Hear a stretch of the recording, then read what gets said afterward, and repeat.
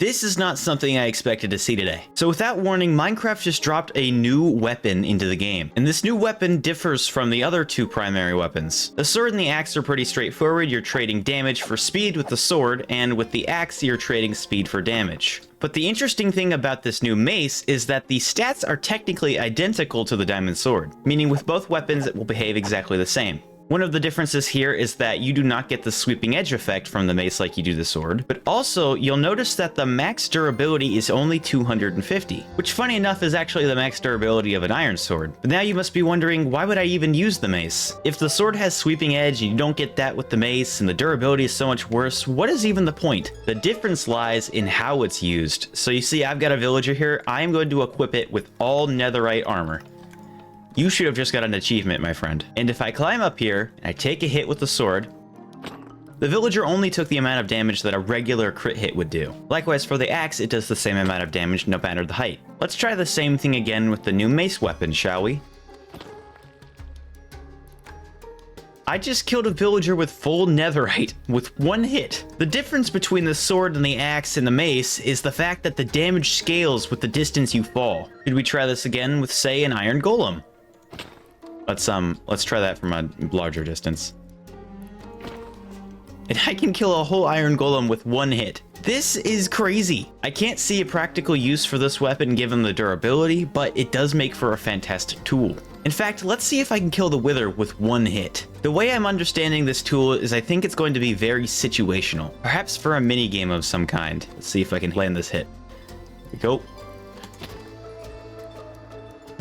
That is so dumb. It's so cool, but also kind of ridiculous. So yeah, I can see this being a very situational tool. Being able to kill a mob in one hit or a player in one hit. It's cool and all, but like when would you use this as a primary weapon? Definitely a minigame utility tool type thing. I'm not sure how clear I made it, but basically when you actually land the hit, you do not take fall damage. So no matter how high you fall, even though I was in survival, because I hit the shot, I took no fall damage at all. Maybe like half a heart, I can't remember. Another big difference between the weapons is the fact that you can't put enchantments on it. It was my understanding that you could not put enchantments on the mace, but it looks like that actually is the case. If this is true and I can put sharpness on this weapon, that is just a ridiculous amount of damage. Another thing I've just discovered about the mace is that while the sword has sweeping edge, the mace has something else. At the moment, there's no books for it, so I don't know what it would really be called. I don't know, mace smash. But you'll see if I drop down, it actually throws back any entity in the surrounding area. I'm kind of curious to see if this scales based on distance like damage does. So let's try going up really high and seeing if it does the same thing. It looks like it's about the same. Okay. All right, so I've been messing around with the wind charges. This is actually the first time I've even touched them. If I use them together, oh yeah, that's ridiculous. I'm also curious to see, can I catch myself and avoid taking fall damage by using them? Oh, I can. Water buckets, no more. Am I able to juggle myself with them?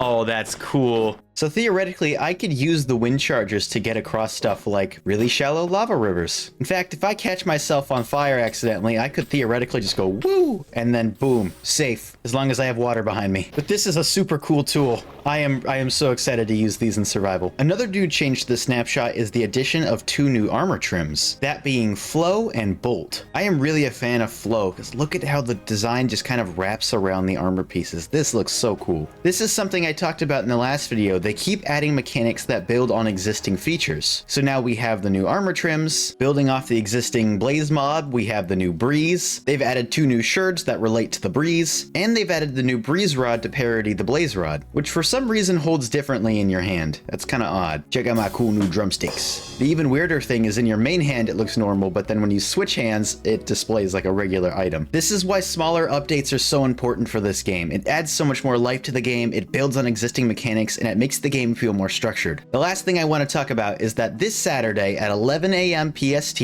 I will be hosting my first subathon. I've never done a subathon before, but I wanted to celebrate 100 Discord members. And since it's so close, it will also preemptively celebrate 7,000 subscribers. We are actually well past 100 members, but I figured it's better late than never. But I will be doing a 12-hour stream, or longer, we'll see. I'd love to know what you guys think about the new weapon, so please do let me know what you guys think in the comments. But that's all I have to yap about today. Thank you guys so much for watching. I'll see you guys later. Peace out.